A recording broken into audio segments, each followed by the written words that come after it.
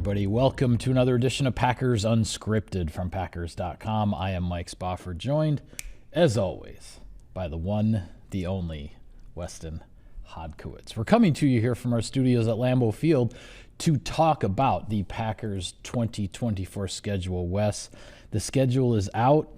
It has 17 regular season games on it. I was hoping for 16. nine at home, 8 on the road. We knew all that beforehand. We knew who the opponents would be. Now we know the order. We know the game times. Just your initial impression when you took a glance at the schedule. What jumped out at you first?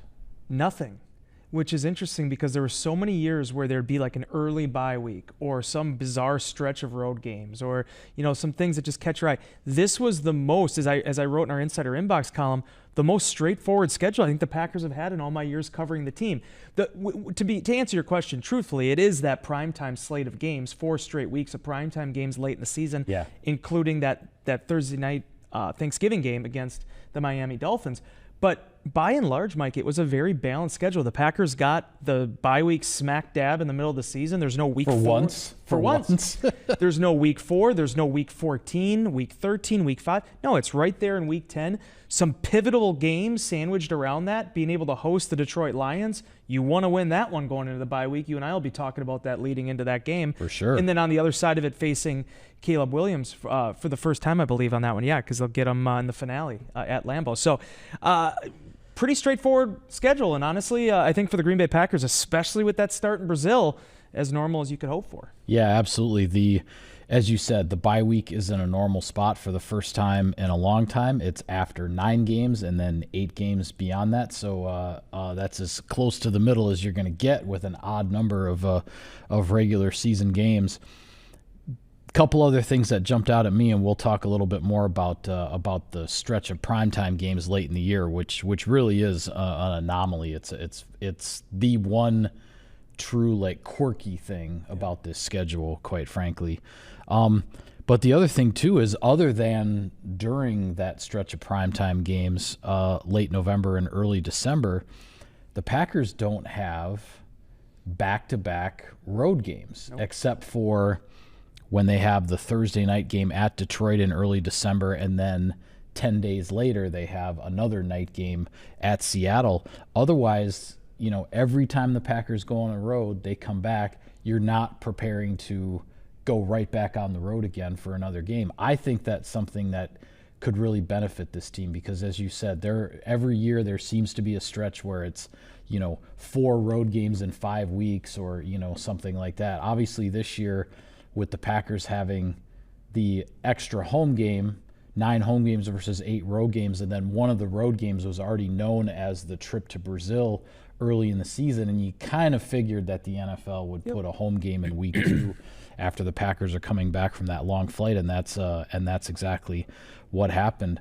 I think in that respect, the schedule sets up nicely because you don't look at it from a travel standpoint as saying that's going to be that's going to be really tough on everybody. That's sort of what jumped out at me. It is the craziest thing, Mike, because the most difficult challenge, I'm talking just from a pure body composition standpoint, is going to Brazil and then coming back 9 days later than you got the Indianapolis Colts. Making that type of time difference, trying to use the long weekend to sort of reacclimate yourself to Central Time Zone and all that type of stuff and getting your sleep cycle back. But overall, I mean, even when you look at the back-to-back games that they have, Sunday, November 24th against San Francisco at home, then they come back and on Thursday they play the Thanksgiving game against Miami. Well, that starts 2 weeks after their bye. So it's not even like you had gone through this long, arduous sort of stretch and then you get the 2 games in 4 days. Even then, you're relatively rested, you would hope, because it's just the game going down to Chicago, that 40-minute flight down to Chicago that runs before that.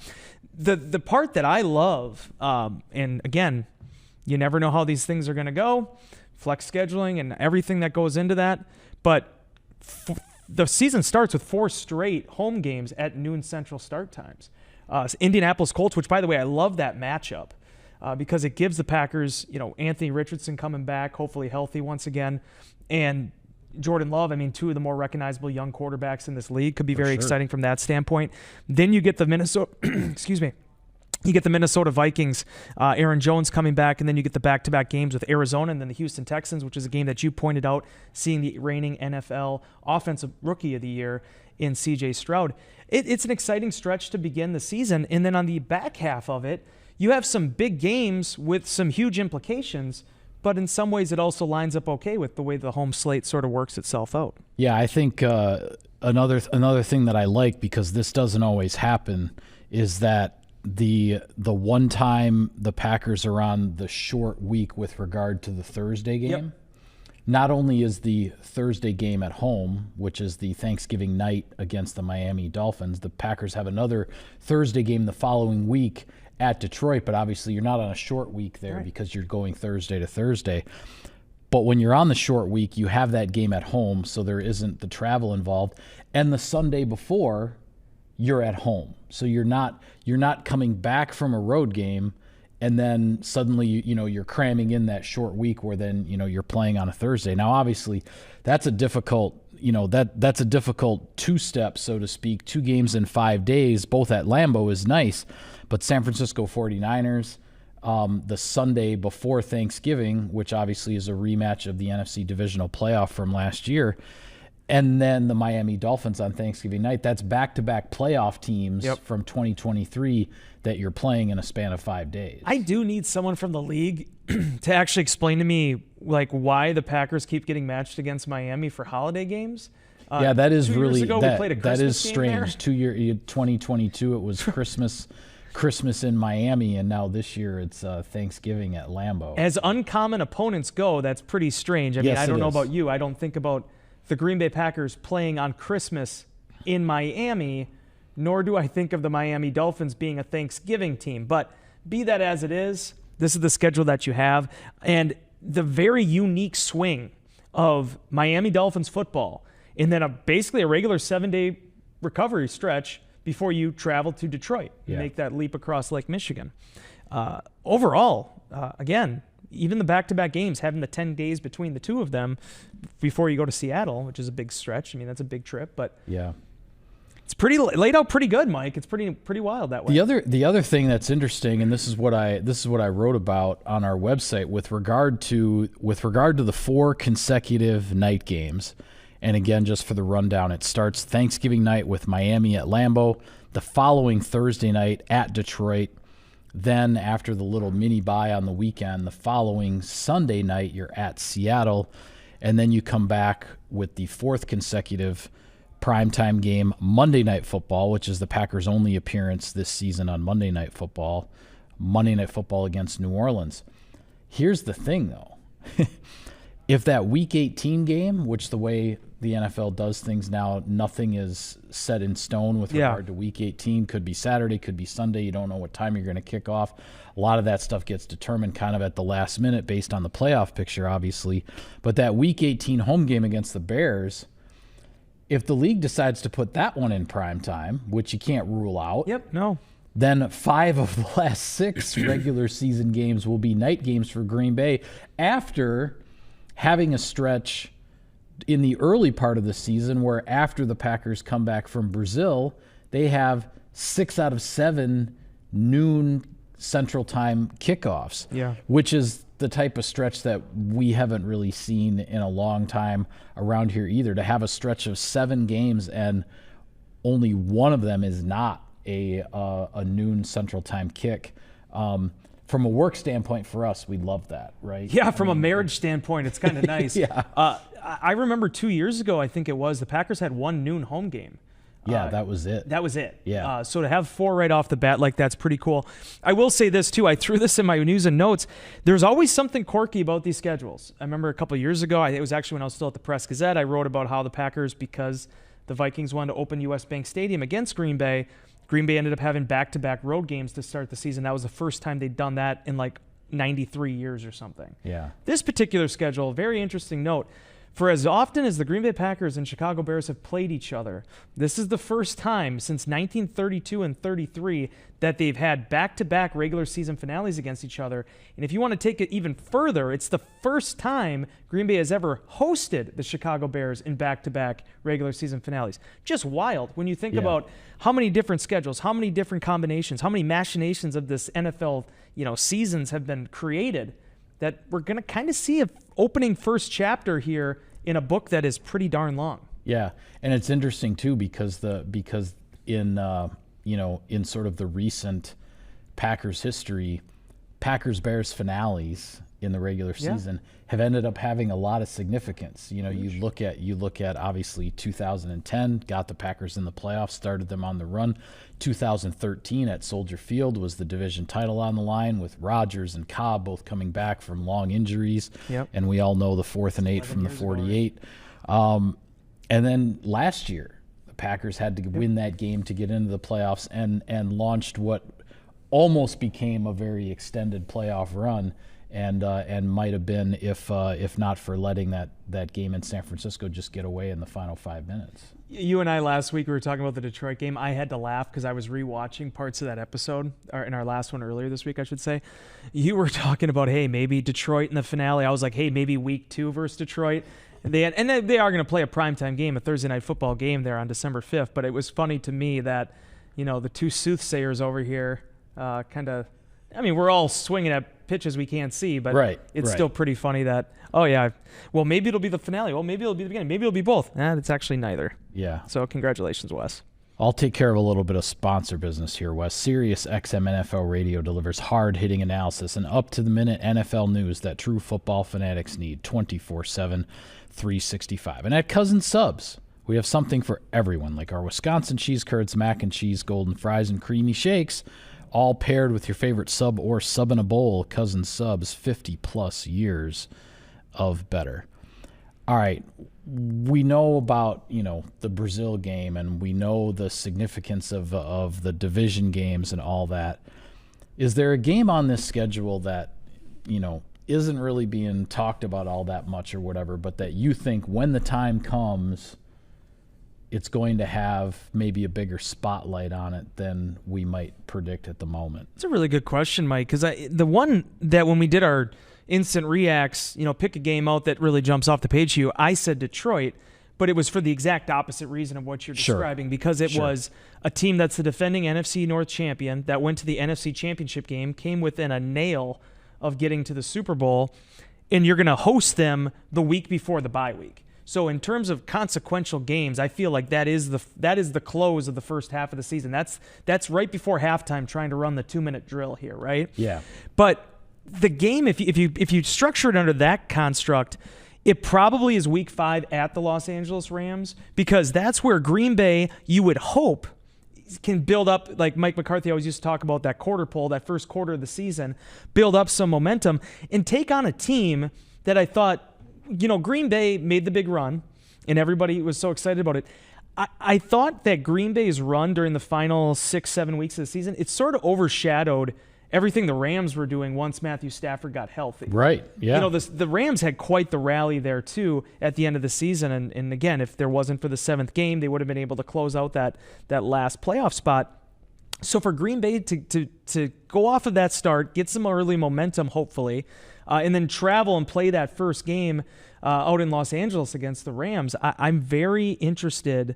I should say at SoFi. Obviously, they played at the Coliseum in 2018, but that's going to be kind of a little bit of a measuring stick moment, because then you come back and you have Arizona, and then we'll see where things go for the Cardinals. But then you have Houston, then you have Detroit. Then things really start to ramp up. Yeah, and as I mentioned in the video that we shot with Larry, I kind of had my eye on this. Regardless of where it was going to fall in the schedule, but this home matchup with Houston, which ends up in week 7. It's a noon start at Lambeau Field Sunday, October 20th. You have the Packers and the Texans, two teams that a year ago at this time, nobody would have said they're going to the playoffs in 2023. They were the two teams, really the one team from each conference that were the surprise playoff qualifiers. And then, as you mentioned before, it's C.J. Stroud, the reigning NFL Offensive Rookie of the Year, Jordan Love at quarterback. These two guys, young up-and-coming quarterbacks who could be big-time stars in this league for a long time to come. And this will be their first matchup, and it's a matchup because of Houston being in the AFC. It's not one that you're going to see all that often, potentially more than once every 4 years because of that 17th game thing now. But still, AFC versus NFC, these two young quarterbacks, they're not going to square off a whole heck of a lot, and this is the first one here in October. Yeah, you won't hear me complaining either. I really want to go to Energy. I have not been to Energy yet. I missed it. That's right. You had mentioned that's one. It's like one of three I haven't been to. I distinctly remember the time I was there, that 2012 Sunday Night Football game where the Texans were either 4-0 or 5-0 or whatever it was. They were 5-0. Yeah, 5-0, and the Packers were kind of struggling because they had lost the Hail Mary game in Seattle. They had lost on another kind of a tough, controversial decision in Indianapolis because of a roughing the passer thing where it looked like the Packers were going to get a strip sack, and that got taken away. And then they go down to Houston, and Aaron Rodgers throws for a gazillion touchdowns, and they completely blow out the last undefeated team in the NFL. Still, that season, to me, one of the most bizarre seasons that. Not the Packers. I'll flip this both ways. Let's start where I was going to say about the Texans. That was the Texans' only loss in their first 12 games. So not only was they the last undefeated team to lose, they went on a 6-game winning streak after that. I didn't even realize that. Yeah, and then they kind of tanked at the end of the season. That's probably why I don't really remember it, because they did end up fading badly at the end of that season. And then they ended up getting beat by the Patriots in the playoffs. Green Bay, I've always maintained this is not where I want this conversation to go, but we're going there. So I'm just going to drive and sit in the seat and drive. I've always said the 2012 season is one of the best Packers seasons that no one ever talks about. Yep. Because that was actually a pretty good team. The defense was ranked 11th that year. Casey Hayward was a Rookie of the Year finalist on the defensive side of the ball. Yep. But then the Kaepernick game happened, and you had the Hail Mary early in the season. There's so many things that people remember about that year for the wrong reasons. But all that being said, the exciting thing, to bring it back to this thing about Stroud, is you covered the early days of Aaron Rodgers. I did not. I was covering Green Bay Preble track and field and Luxembourg Casco wrestling and all those. I did that things for a long time myself as well. During the Brett Favre era, that's what I was doing. But much of the Brett Favre era, I should say. What you saw that I did not see unless I was watching it on Sundays was Aaron Rodgers taking on Drew Brees for the first time. Aaron Rodgers taking on Tom Brady for the first time, Peyton Manning. The list goes on and on. Yeah. And the exciting thing about Jordan at this part of it is you are going to see Anthony Richardson. You are going to see C.J. Stroud. You're going to see some of these young up-and-comers. We'll see what can happen here with Caleb Williams. Jared Goff's the second highest paid quarterback in the NFL. So now that Jordan has established himself, and you still have to stay on that track and keep climbing, but now you aren't so much thinking about, okay, well, how is Jordan going to play against this particular defense? You start to get sort of the celebrity, the awe factor going into these games. And that it was fun. This compared to last year where there were so many questions about the Packers and the players and the young, youth of this roster. Well, this year when I was looking at the schedule and how it laid out, I'm thinking a lot of times of Jordan Love versus this team. You look at, a guy like, Josh Jacobs. What's he going to do against this defense? Yeah. That's cool, and that's what happens when you're a contending team. Yeah, I didn't realize this until we turned on the cameras and started diving into this a little bit more. But the whole AFC NFC thing this year, the NFC North is matched up with the AFC South. So everybody in the NFC North is going to play every team in the AFC South over the course of the season. The Packers have those 4 games against the AFC South teams within the first 8 weeks of the season. Yep. Like those 4 matchups. So then after that, the only AFC matchup you have left is the quote-unquote 17th game, which in this case becomes the Miami game on Thanksgiving night at Lambeau. So just kind of interesting in a sense how that fell. The 4 games against the AFC South, it's back-to-back weeks 2 and 3. Home against Indy, road at Tennessee, and then back-to-back weeks 7 and 8, home against Houston, on the road at Jacksonville. just, kind of fit those games into, nice, neat little packages early in the season instead of being in like weird spots or whatever. And again, as we started the whole conversation, the only thing about this schedule that feels quirky to me is the run of 4 consecutive primetime games starting on Thanksgiving night, which I can't ever remember 4 consecutive primetime games, and that could turn into 5 primetime games in a span of 6. If the Week 18 game against Chicago ends up at night as well. Well, and the fact that you got to remember, it may be kind of a scheduling quirk that they end up being 4 straight primetime games, but it's not. It's not an oversight that it happened in the second half of the season, that it happened down the stretch. True. That tells you that the Very NFL, true. Sees these teams, the teams that they're playing. I mean, there's no pushovers in that group either. I mean, I understand that Seattle didn't make the playoffs last year and New Orleans didn't, but they were both alive the last week of the season last year. So that part of it's really interesting to me.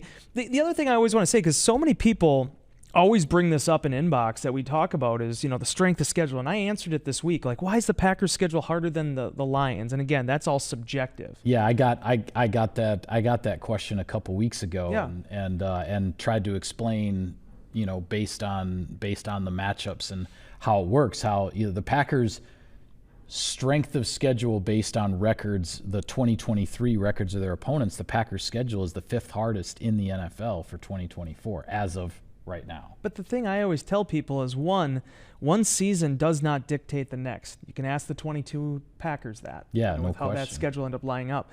To me, the more important thing is how your season lays out rather than exactly who you're playing. And I even heard, I think Larry McCarron was mentioning earlier today, it's about when you play certain teams. Yeah. At what point you hear that a lot around this league. The longer you're connected to this league, you hear it a lot. It's not who you play, it's when you play them. And that does end up playing a big factor. In that respect, I'm not exactly sad to see that Miami, a Florida team, might be coming here when it's a little chilly on Thanksgiving night, and New Orleans, a Southern Dome team, coming here 2 nights before Christmas when it could be even a little bit colder yet. Those are the little things that might work in Green Bay's favor here. 100%. And then the other aspect of it too is that I think back to last year with Atlanta, I would make no predictions in terms of how certain games would have played out, but the Packers actually controlled most of that Week 2 matchup against the Falcons. But if you play that game in December as opposed to September, yes, those are 2 very different teams by the end of the season, one trending up, one trending down. Absolutely. And it's just all about where you catch guys. But the only thing you can hope for, and again, we'll see what Matt LaFleur has to say about it, and we'll see how things line up for Green Bay once we get into this thing and how things look after Brazil. But for Green Bay having a very unique and an unprecedented start to the season by traveling to South America, after that, I felt like it lined up pretty well for them. Yeah, absolutely. Well, all that's left is to play the games, right, Wes? And we also got to do OTAs and minicamp. Oh, yeah, that's right. Yeah, and shareholders meeting. Yeah. And the players actually have to get ready to play the Yes. season now, even though you and I are ready to go. Right? Sort of. Man, maybe. I don't want to do the whole Click or whatever that Adam Sandler movie thing was, but it's sometimes with this stuff, Mike, we had an announcement this week for scheduling, and then they were trickling out these these big matchups one by one, like Tom Brady's Fox broadcast debut is going to be this game, and then they even released a Week 2 game, I think, or something. Yeah, I think half of Kansas City's schedule was out by the time. Yeah, that's the thing. Is all about Kansas City. Kansas City is starting the season with the Ravens and the Bengals back to back. Yeah, I mean, my goodness, and those are obviously 2 of their biggest playoff rivals at this point, and then they're not even into their division rivalries. I think you want to wrap up, but can I ask you this quick? Do you think we've ever had a team in the National Football League with 2 bigger stars than Patrick Mahomes and Travis Kelce? I mean, Patrick Mahomes has become the face of this league. Yes, 100%. And he's a future Hall of Famer. I think he's 28 years old. He's already in the Hall of Fame. Just put him in there. It's done. Yeah. First ballot. And then Travis Kelce, 1, he's a Hall of Fame tight end, but 2, obviously the relationship with Taylor Swift. That's about as Hollywood as a team has gotten. I would say it's reminiscent, but in the instance I'm going to bring up, it was 3 players: Aikman, Emmitt Smith, and Michael Irvin, with that Cowboys dynasty that won 3 Super Bowls in 4 years back in the early 90s. It's reminiscent of that in terms of multiple guys on the same team kind of being the face of the league. Yeah. In Kansas City's case, it really is those 2 guys. In the Cowboys' case, 30 years ago, it was 3 guys. And a head coach who, not taking anything away from Andy Reid, but a head coach that was a little bit more bombastic. He was Miami. Personality-wise, was out there, right? In Jimmy Johnson. So yeah, no, it's interesting and it's fun. And again, I remember last year when they booked the Chiefs and Packers for a primetime game. I mean, this is what happens when you have a young ascending quarterback. You're going to see more of these things happen. I said it to you in Unscripted. I expected us to have a 5 primetime games. That's how it worked out. Yep. Really looking forward to covering a game in Brazil with you at 9:15 local. And I'm sure you and I won't hate each other when by the time we're flying back into Green Bay that following day. We'll be totally cool with each other. We won't be tired and agitated or anything at all. Not we after, won't even play in the game. Not after sitting around in a hotel in Sao Paulo for 2 days just waiting to cover a football game. Maybe I'll get some sun. Yeah, maybe. All right. With that, we're going to call it a wrap on this edition of Packers Unscripted. Be sure to follow all of our coverage of the team, all sorts of coverage of the schedule, what's out there. We got stories, we got videos. It's all there for you on Packers.com. For Wes, I'm Mike. Thank you for tuning in, everybody. We will see you next time.